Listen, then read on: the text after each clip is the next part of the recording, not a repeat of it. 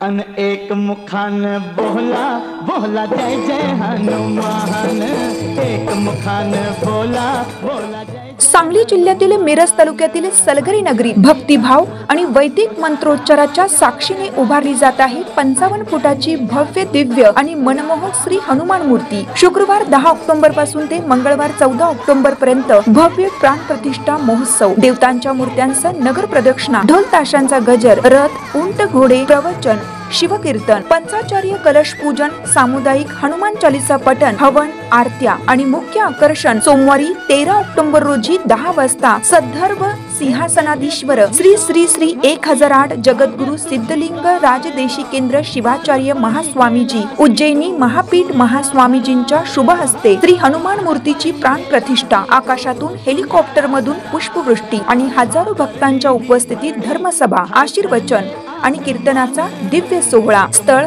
महादेव मंदिराजवळ जांडरावाडी रोड, सलगरे। तर भक्तांनो, या अविस्मरणीय क्षणाचे साक्षीदार व्हा। चला, सारे कुटुंबियांसह सलगरे येथे अवश्य या।